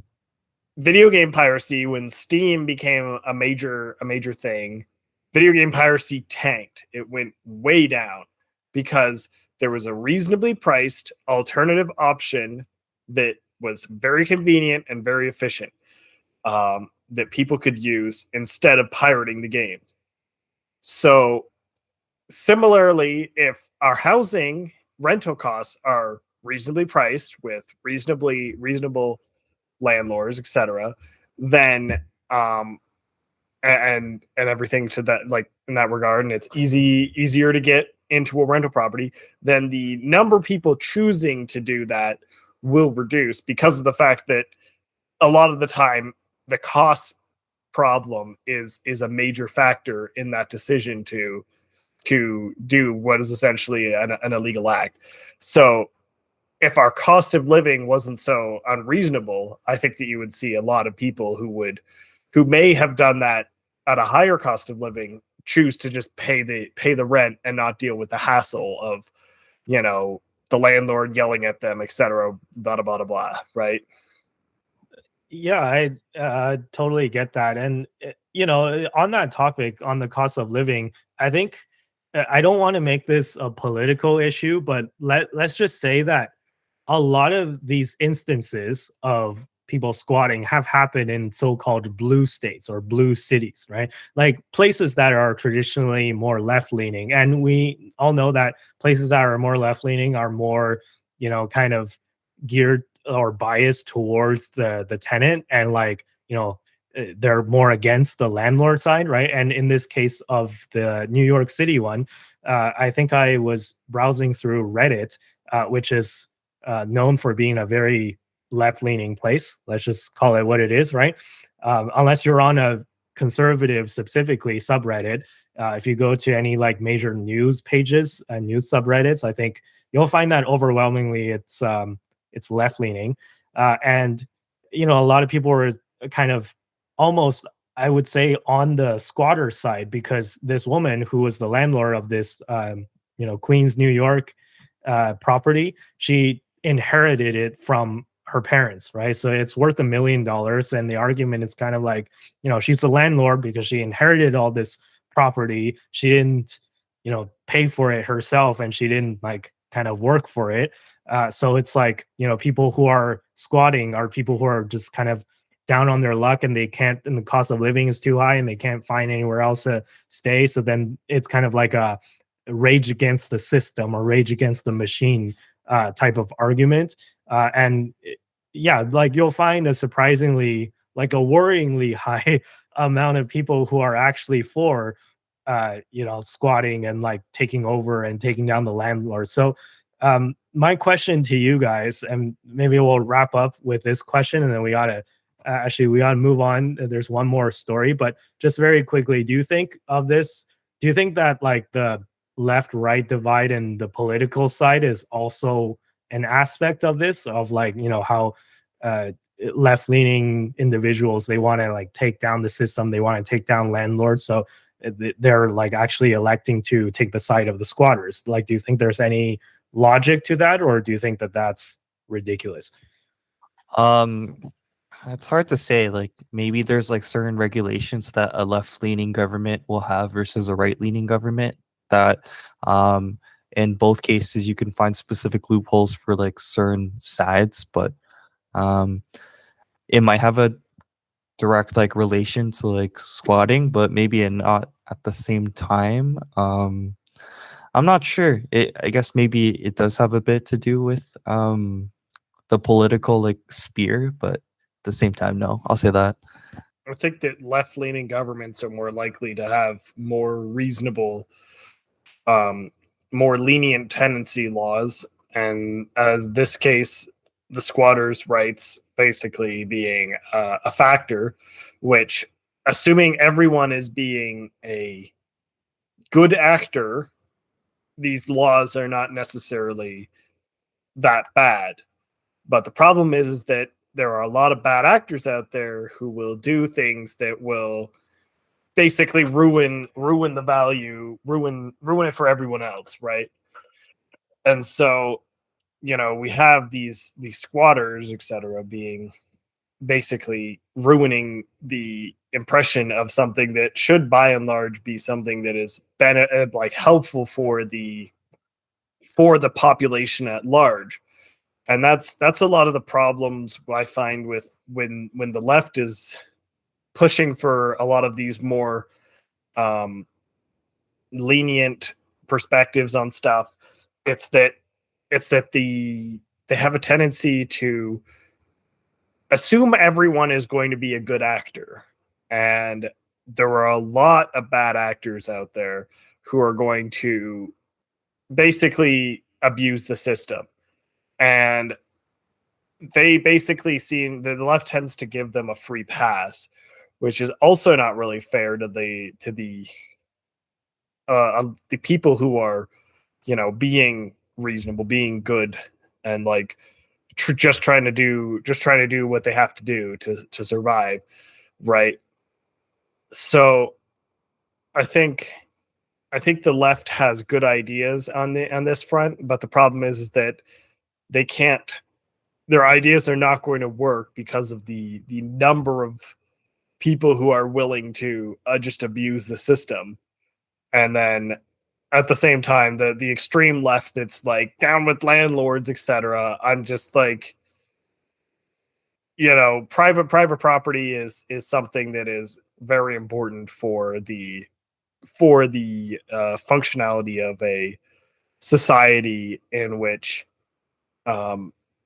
people have a relative sense of equality, in the sense of there being a strong middle class, a strong, you know, a small lower class, and a medium whatever, smallish hot upper class. Like private property is an important part of that. So the whole down with landlords, etc. I'm also just like, what we like. There was an importance to having private property as a factor, and just abolishing it is never going to work. So applauding the squatters, no one's winning. No one's winning in this scenario. So why are you applauding the squatters? I think it's just basically an act of retaliation. They see the world being really overpriced. They can't afford anything. They can't do anything, and they're just retaliating through the through this strategy. So what you're saying is essentially is down with communism. I am definitely not pro-communism. At least not as the societal system. You know, you want to have communism in your household, go for it. But like, you know, communism in a large scale doesn't work very well, because communism only really works when you care about the people who you're communism with. Yeah, so okay, to be clear, I consider myself a centrist, right? So I'm really not trying to stoke political tensions here, but I do have to call out ridiculous things from both the left and the right when I see them, right? So in this case, I like what I said about communism. I do see it as being a communist policy, right? The fact that you can just move into like a landlord, and like the fact that people are bringing up the fact that it's $1 million and she inherited it from her parents who passed away. Like, look, that doesn't matter. Okay, so like it's private property. It's not your property, it's her property. So if you move in without paying rent, without signing an agreement, that's kind of like, you know, an idea in communism where we should just commandeer private property and distribute it back to everyone, right? And this is like, it leads to the breakdown of society, like at some point. And I say at some point, it leads to the breakdown of society immediately, because, you know, if you imagine that you can't own anything, right? So what's the point of going to work and making money what's the point of money if you can't use it to buy anything? Because everything has to be shared among everyone, right? Even the bad actors, right? So the people that you know, I unfortunately, like, you know, if they're down on their luck, it is an unfortunate situation, but that doesn't entitle them to live in $1 million home, right? Because, you know, for every one person that's down on their luck that can't afford rent in New York, there's like, you know, millions of other people that are in that exact situation, and there just isn't enough housing to house everyone, right? So it's also unfair for that person, even if they can't like afford rent, to just move into that place that they didn't pay for. So yeah, I think that these like leftist policies lead to a lot of bad situations. Like, you know, the intention might be good, right? And I'll grant them that. They're like, this part of the squatters laws, as you said, Tristan, comes from tenant protection laws, right? Which is a good idea. Like, we're preventing landlords from kicking people out unreasonably. But, you know, this is what it's led to. And I can't imagine something like this happening in, let's say, Texas, right? I'm not sure if it has happened in Texas before, but I know in Texas, there's what's called stand your ground laws, where you know, like gun ownership is high, and then there's also laws that are, you know, geared towards property owners where they could shoot you if you trespass on their property, and you're allowed to stand your ground if your property is being invaded, right? So, for example, in Texas, with these stand your ground laws, this is an example of, you know, a place that takes private property laws really seriously. And we're seeing that a lot of these blue states, like Washington State, where Seattle is, and New York State, they're kind of a lot more lax on these things. So I just think that, you know, it leads to, I'm not supportive necessarily of stand your ground, by the way. I think there's issues with that as well. But this like squatting problem that we've seen in overwhelmingly in blue states, and I'm also not saying that it only happens in blue states, but, you know, a lot of them do happen in blue states. I'm just seeing these like laws that are passed by these blue states as incredibly problematic, and they're again like bordering on communist policies, which is an extreme leftist ideology. And I think that that's something that we should not encourage, and we should push back against that whenever we see that. So do you guys think that that's a fair take, or what are your some final thoughts? No, I think like your perspective is pretty valid, so no worries. Yeah, it's good. Yeah, I mean, I don't necessarily agree with it 100% in the sense that I think that they aren't necessarily full communist perspective, like full communist policies in my mind. So I respect the similarities between it and a communist policy, but I think that it's a little bit further back on that front. Like it's not quite in the full communist, at least in my perspective. But I think it's a valid opinion that these are definitely an issue that has been resulted from more leftist policies. Yeah, you know what? Like, I regret calling it communism, because that's kind of like a triggering word for a lot of people. So when they hear communism, they just shut down, and like, because people have strong opinions about that word, right? But let me just say that these are extremist leftist policies, right? How about that? And I think that that's a fair assessment, right? And I think that these policies lead to issues. But yeah, anyways, do you guys want to move on to our last topic of the day? If you guys have no more things to add, great. So talk about communism. Justin Trudeau. So no, just kidding. Maybe not really. But Justin Trudeau has it plans on hiking the carbon tax on April 1st. And I believe that it's 23% hike. So when I say 23%, like, people can't do math, right? So I'm not saying that like everything's going to go up by 23%. I mean, the tax itself is going to go up by 23%, right? So let me just make that clear. It's like not going to be exactly like a 23% increase in everything, but it's still a significant increase in carbon tax that we'd all have to pay, right? So this planned increase of the carbon tax is estimated to cost to make gas prices rise by 3 cents per liter. So I don't know what the conversion is. If you're American, you're just gonna have to figure that out. But just to like give you some perspective, right now in Ontario, the gas is about $1.40 per liter, or maybe $1.45 per liter. So, a 3 cent increase is not like unnoticeable. It's not like absolutely crushing, but over the long term, especially if you have to drive to work and stuff, you will notice it. And it's also not just fuel, but also heating costs, right? So if your home runs on natural gas or heating oil or all this stuff like fossil fuels, you're going to have to pay the extra tax on that too. There's already a carbon tax there, but it's going to go up as of April 1st. So a lot of people are unhappy about this, and we talked about the carbon tax extensively last episode. So if you missed that, please go watch it. But essentially, like the conservative leader, Pierre Poilievre, has planned to vote a no confidence vote in Parliament to trigger an election, which he calls the carbon tax election.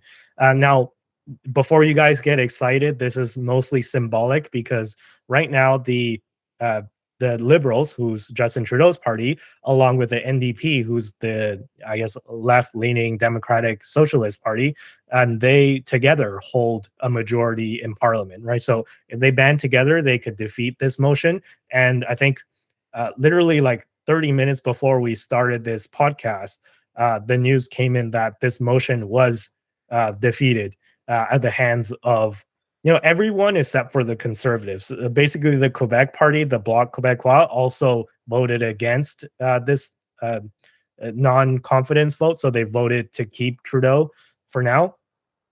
So if you guys don't know, if you lose a no confidence vote, then it triggers the snap election. So unfortunately, there's not going to be an election anytime soon, it looks like. And the next regularly scheduled election is not going to take place until October of 2025. So we're still more than a year out from that if we go by the regular election cycle.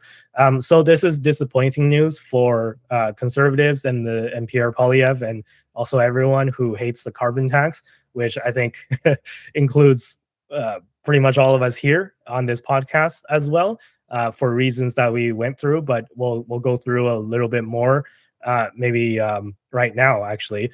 But yeah, before we go through exactly why the carbon tax sucks, let me just kind of maybe read you some of the counter arguments that people on Reddit have had. As I said, Reddit is also Reddit IPO'd today, by the way. So I'm not gonna buy their stock because I think Reddit actually sucks a lot. I have an account and I go on it, but as I said, Reddit has I don't even want to say has become, because it's always been like this, but it's always been a leftist echo chamber, right? And like, this is not me being like super partisan, although it's a little bit partisan. But if you just go on r/Canada politics, which is the biggest subreddit about Canadian politics, there's like all of the comments are negative against Pierre Poilievre and either pro Trudeau or pro leftist ideologies. So I'll give you an idea of kind of what are the comments that are left on the article about Poilievre trying to call an election. And in my opinion, they're all kind of brain dead. But you guys like can make your own decision. This is just my opinion. But essentially, here's the first comment. So this person named Wrong Pineapple 39 says, for someone who supposedly wants to help Canadians, it sucks that he wants to kill the cashback, given his fondness for 3 words Steven Seagal movie title style catchphrases. I can control the things that would cost me carbon pricing, and that quarterly money in my account really helps. He's just a swampy, power-hungry sleazebag. So yeah, I guess like we can respond to these one by one, but let me just kind of go through the comments and read a few more, and then I'll toss it to you guys. But Svensson26 says, this is what kills me. If you're critical of the carbon tax, that's fine. But you have to propose a better alternative, which he certainly is not. There's currently a debate as to whether or not the carbon tax is increasing the cost of living for the average Canadian. The Liberals are saying that the rebates you get, the average Canadian is making money, or at least breaking even. The Conservatives are saying that if you factor in the estimates for increases of costs of goods due to the carbon tax being applied to manufacturing and shipping, then yes, it will cost you marginally more. Did you think that reducing our emissions would be free? It's obviously going to cost more. It would have cost a hell of a lot less if we did something 30 years ago. It's going to cost a hell of a lot more if we do nothing. But here we have a carbon pricing system that costs the average Canadian barely more, if not makes us money, and already is showing progress in reducing our emissions. That sounds like a pretty great system to me. So what's your plan, Poilievre? Because from what I'm hearing, it sounds like his plan is to scrap the tax and replace it with nothing. So that's a fairly long comment. And the last comment that I pulled, I'm going to go through one more. But Class Optimal 7655 says, Pierre, I can't afford a home. I don't think it's because of the carbon tax. And I don't think it's because trans people can use the bathroom. Conservatives pretended for 2 seconds to care about affordability issues, but having nothing of substance to offer, they quickly collapse into pushing these cultural BS issues. So lots of opinions there. As you can see, most of them anti-conservative or anti-Pierre Poilievre. But what do you guys think? Do you guys have the comments on the docket in front of you? Do you want to respond to any of them, or what do you think of the carbon tax or the no confidence vote in general? I think they're all pretty much around the same idea. They're on some like super heavy duty drugs because, quite frankly, for most Canadians, it's really expensive just to live in general. Because to them it's like, oh yeah, 1+1 = 2. But honestly, it's like it's not like that. You get taxed for the carbon tax, and then what you get in return for the rebate is not nearly enough to compensate for what you get taxed. And I think I mentioned this last week. I'm not sure if I did. I don't think as of right now we know exactly what the carbon tax is going into specifically. Like, I don't know if Justin specifically indicated, oh, the carbon tax will go to this. But from my understanding, I have no idea where it goes. So it seems almost useless to have. Life is extremely expensive, and if you increase the carbon tax as of April 1, it's just going to get substantially worse. Like, transportation costs will increase. Transportation of goods will cost more. So like grocery stores will cost more, restaurants will cost more, so on and so forth. So I think these three comments are all a common consensus of heavy duty drugs, and they should just do a little more studying and realizing. And what was your other question beyond the comments? No, I like it was just asking for your response to those three comments. And by the way, I totally agree with you on that. But I'll save my opinion for last. You did have a good point earlier about not knowing where this money is going. So I actually have a screenshot for that. So I didn't make this up. I took this literally straight from the Canadian government website. So it's real.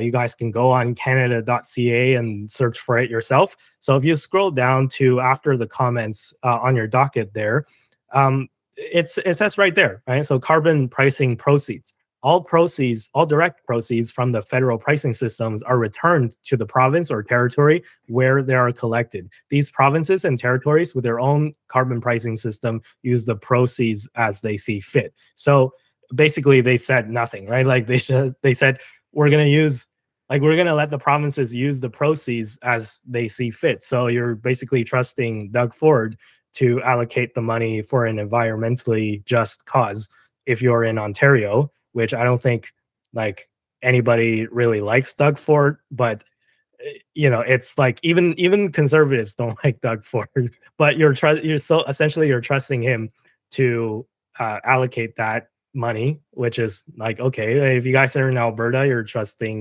Danielle Smith, right? Maybe she's gonna do a better job, who knows? But it's like the money is allocated as they see fit, which basically says nothing.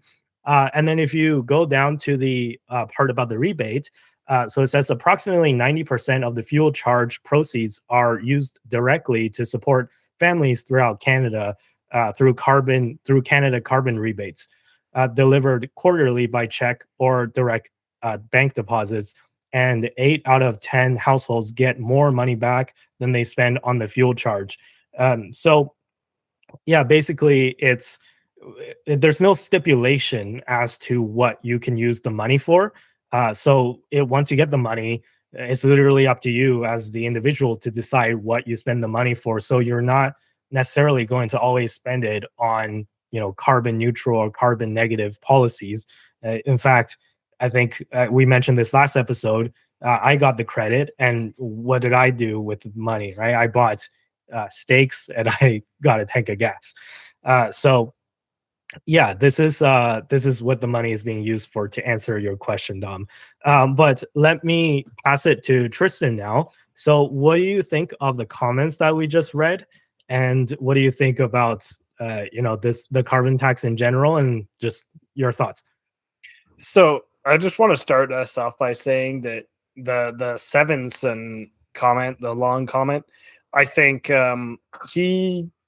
they raise a valid point in that the carbon tax could be costing us not as much money, and that is a potentially necessary thing to resolve our carbon emissions and reduce climate change. The problem with this is that he talks about how it's reducing our emissions. It's already showing progress in reducing our emissions. That sounds great. I would really love to see some proof of that fact, because I haven't seen any. I haven't seen where this money is going to. All I see is this additional cost that is, costing a significant amount of money. The rebates, I do not believe that they are sufficient to counteract the cost of the carbon tax. I just don't believe that. I've seen how much my heating bill has increased, or how much of my heating bills is directly related to the federal carbon tax. So at the end of the day, I'm looking at that going like, what I can see that I am almost undoubtedly paying more than I'm going to be getting through this carbon tax rebate. So if I'm going to pay this money, I want to know what it's being used for, and I want to know that it's being used for something important. And from what I can see, it's not being used for much of anything, because if it was, they'd be advertising it aggressively, because there's been a lot of pushback against it. So to me, it does feel like an additional harm against the cost of living. And like in the regards of the cashback, I'm like, okay, but if I had the money earlier, like, I wouldn't need the cash back, right?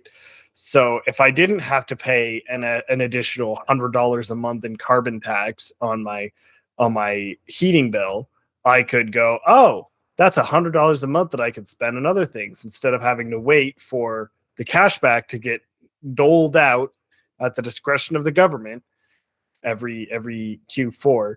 So there's an opportunity cost to that money being doled out at a slower pace, right? Like, if I had that money now, I could invest that money, and that money could bring some form of return that I would have received prior to, the arrival of the carbon tax, which rebate, which means that I would have been able to get more money from having that money now, because money now is more valuable than money in the future.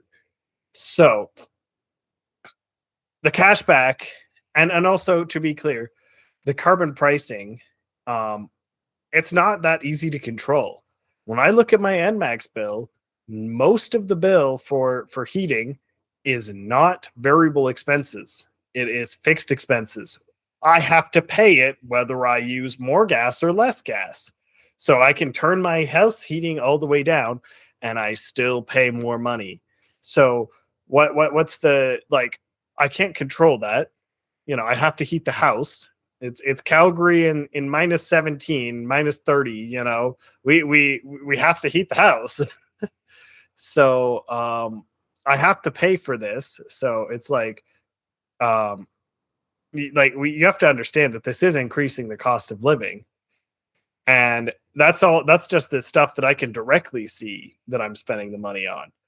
And so without a clear communication as to what this money is going to, what this tax is going to, I don't see how my future is being set up in such a fashion that we're going to survive the future climate change problems, because I don't see where the money's going to. If I could clearly understand and see where this money was going to, that I could see that it is going to protecting our future generations, I think that would be a lot more easy to follow.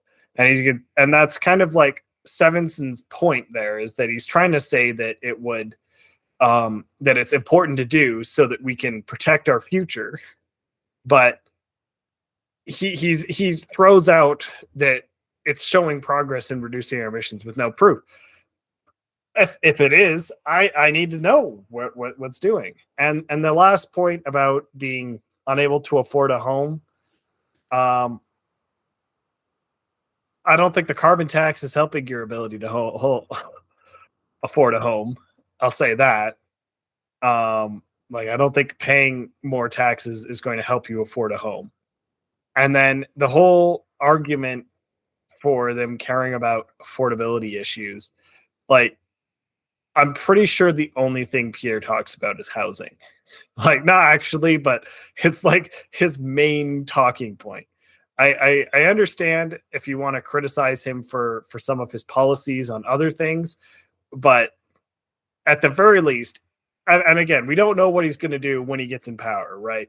We don't know if he's actually going to do anything, but he is definitely talking about affordability issues. So I find it very strange that this guy is saying, it's basically suggesting that they aren't talking about it and they don't care about it. And I'm like, okay, they're talking about it. That suggests that there is some level of care, maybe even if it's just because that's what the people want to hear.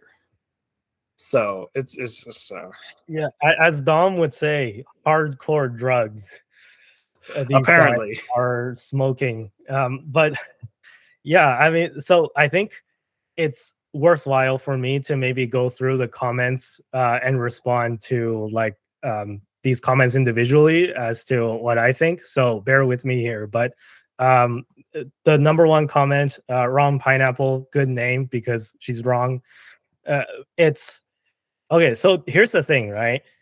The whole thing about like quarterly money in my account and kill the cashback, like you got to realize where this money comes from. This money comes from taxes. So it's your own money. So it's not like the government is like helicopter dropping you money. And if they did, that would actually like be also bad because they would print the money out of nothing and then give it to you. But this is like not that much better because like we're all collectively paying the tax and the government is just taking your money, skimming half of it, and then giving the other half back to you. And then you're like, oh, this cashback is a payment from the government. It's money in my account.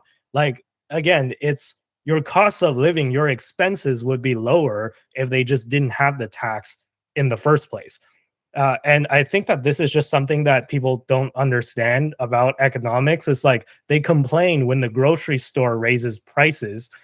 So they're like, oh, I don't want to give any more of my money to Galen Weston, who's the CEO of Loblaws, or he's I guess, the chairman now because he quit because people gave him too much shit. But whatever, like the owner of Loblaws, which is one of the biggest grocery chain in Canada, right? So it's like I don't want to give my money to Galen Weston Jr., but if it's Trudeau asking, yeah, here's my money, right? Like, why are you so willing to give your money to the government and so unwilling to give your money to the grocery business that provides you with your daily needs, right? So this is my question number one. Is like a lot of people have this very twisted view where government is always good and corporations are always bad. It's not that simple, right? Sometimes, and I'm not saying that all corporations are good. I'm not saying that all government is bad, but sometimes you got to look at it from, both sides, where sometimes maybe it's the government that's acting in an unreasonable way and it's the corporation that's acting in a reasonable way. So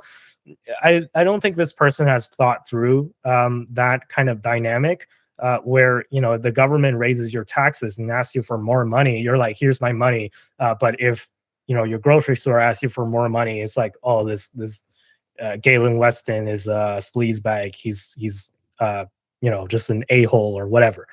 Right. So that's what I have to say to number one. And in response to Svensson 26,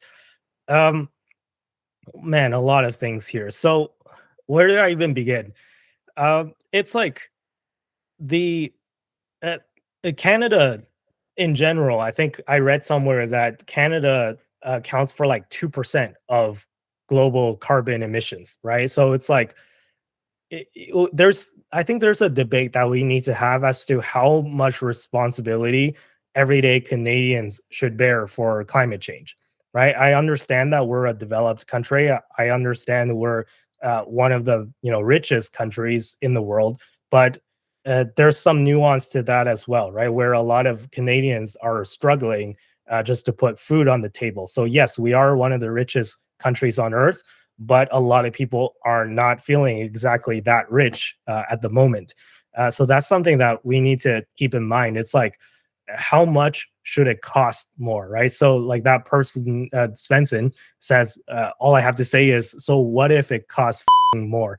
Well, like that could mean the difference. If things cost more, that can make the difference between somebody being able to put food on the table and not being able to put food on the table, or paying rent versus not being able to make rent. So That's the first thing.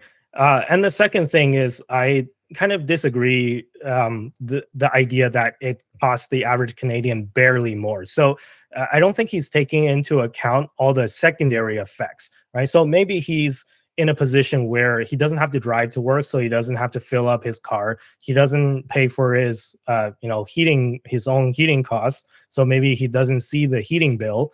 But you are inadvertently paying for all of these things, right? The groceries at the grocery store need to be transported to the grocery store with diesel trucks, which needs to be fueled. So if you increase the cost of transportation, then you inadvertently increase the cost of groceries, which he will probably blame on Galen Weston Jr. Like, like all of these. I don't want to like trigger anybody, but these leftists, let's just call it what it is, right?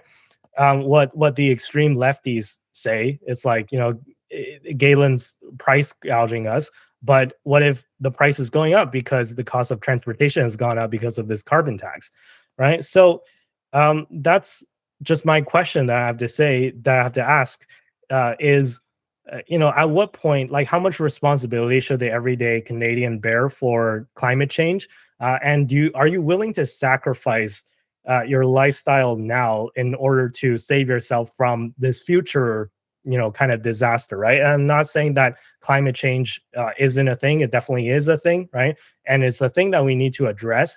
However, it's like, for example, like if you're swimming away from a shark that's trying to eat you, and there's also like at the same time you get a text message from your doctor saying that you might have cancer. Like, which one is more important, right? Like, both might cause you to die, but you should maybe deal with the shark before you deal with a cancer diagnosis. Like, both can kill you, right? If you left like unaccounted for, like responded to. But it's just which one is more immediate, right? Are you willing to sacrifice your life now in order to, maybe like make a difference, right? And as I said, Canadians count for like 2% of global carbon emissions. So even if we just eliminated all carbon emissions, it might not make that much of a difference in terms of climate change, like in the end. But yeah, it's just like, how much are you willing to sacrifice now in order to kind of save or help this issue of climate change? So that's kind of my question, and I don't think that Svensson is kind of considering that aspect. And also, I kind of disagree with the idea that rebates you would get back more in rebates. I think what he was referring to was kind of this line in the carbon rebates section of the Canadian government website that I shared, where it's like 8 out of 10 households would get more money back spending on the fuel charge. But that's just the fuel charge by itself, right? What about the secondary effects of like all the other things that the carbon tax applies to, right? So I think if you do the math in the end, you do end up paying more in the increased carbon tax than you do with the money getting back. And if you think about it, that's the only way that it would make sense, right? Because why would they rebate you more money than what you're paying, right? That would be like if you bought a laptop for $1,000 and then you get a rebate for $1,200. It's like, where's the money coming from? Like, what's the point, right? Why don't they just give you a free laptop and they can save $200, right? So this idea that you're getting more back in rebates than you're paying in taxes, it fundamentally does not make sense. And lastly, to respond to the last question from Class Optimal, it's like home affordability is a huge issue, and this is something that we've been talking about for multiple episodes on this podcast. But you can't say that the carbon tax doesn't matter just because it doesn't help you like buy a house. Like that argument, those two things, they don't mesh with each other, right? That's like saying like, okay, if you can't afford a house, then increasing the carbon tax is going to actually put you further away from being able to buy a house, right? And you can't say that the carbon tax doesn't matter even if it's small. That's like saying like, okay, if it doesn't matter, then I could show up at your house and take $5 from you every day. And $5 isn't going to help you buy a house. It's probably not going to even like change your life by that much if you lost an extra $5 per day, but would you not care if I showed up at your house and took $5 from you every day? You would probably still care, right? And obviously this person is biased against the conservatives because he's mad about some other trans issue and like cultural war issues. I'm not going to get into that. I think he's just kind of deflecting at that point. We're talking about the carbon tax in this article, and like nobody brought up trans issues. And I just think that he's deflecting. So that's kind of like, you throw a distraction when you're losing the fight. It's kind of what it feels like. And one last thing before I pass it back to you guys. If you guys scroll down to the very bottom, you can see the Canadian standard of living, and this is measured in, I believe, per capita, real GDP per capita. And you can see that both Canada and the US took a big dip during the pandemic, but the US has bounced back in a strong way in GDP per capita, and Canada has not. In fact, things are worse now in terms of a real GDP per capita basis, compared to you have to go really far back, like 2017, I think was the last time it was this low. So we're actually worse now than even before the pandemic, right? So there's just some food for thought, right? So this is, again, increasing the carbon tax is going to only make the situation worse. And that's why I'm against it. And that's why I say axe the tax. But essentially, that's all I have to say. Pass it back to you guys. I think everyone's points were extremely valid. I think the main thing out of all of it is, man, if we had the choice, axe the tax, no confidence vote goes through election, but we don't live in a perfect world apparently, so it is what it is. Yeah, I think it's interesting. A couple things I wanted to bring up, like with Sevenson's comment again. Just one thing I just noticed as we were going through it some more, and Andy was going over it. The whole argument of it costs the average Canadian barely more. I suspect, I don't have proof to back this up, but I suspect that this is a comment from someone who makes above the average income. This is someone who is making a reasonable wage, and they're like, I spend a little bit more extra money. It's not that big of a deal. I got to protect against climate change, right? The problem is not going to hurt someone who is in that scenario as much as someone who is going from, I can now afford to pay rent and buy groceries, to rent, groceries. Which do I choose? So I think that is I think that's a factor that is maybe being missed in a lot of this. Is that I think that a lot of people, particularly people who are well educated and have a lot to say on these political topics, they tend to not have had a lot of awareness brought to them to the scenario of the average person, because they are above average and they hang out with above average people and they go, well, things are fine for me.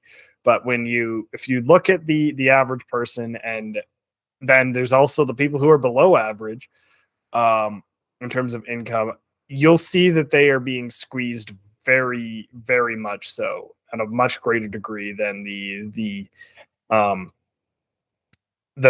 higher income folks, and that this carbon tax will potentially become a factor in decisions with purchasing, where they're like, can I afford to fill up my car or buy groceries today?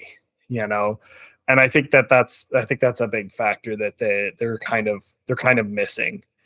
And then the standard of living, I feel like we can all see that's been declining.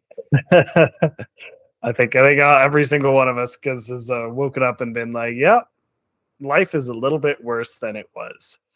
So I just wanted to bring up those couple points. No, I think you really hit the nail on the head on that one, right? It's like I think this what you said about people making, average or above average income. I think maybe that applies to us, this group as well. But the difference between like us and Svensson is that we recognize the fact that it's not gonna like really cripple us, right? Like for example, for Tristan, you are watching your heating bills pretty closely, right? And then if let's say like tomorrow, or not tomorrow, but April 1st, when this tax increase passes, and then your heating bill goes up by an extra $200 per month. It might not even be that much, but let's just say it's extra $200 per month on top of what you're paying now. It's not going to financially cripple you, right? Like you're going to be absolutely fine.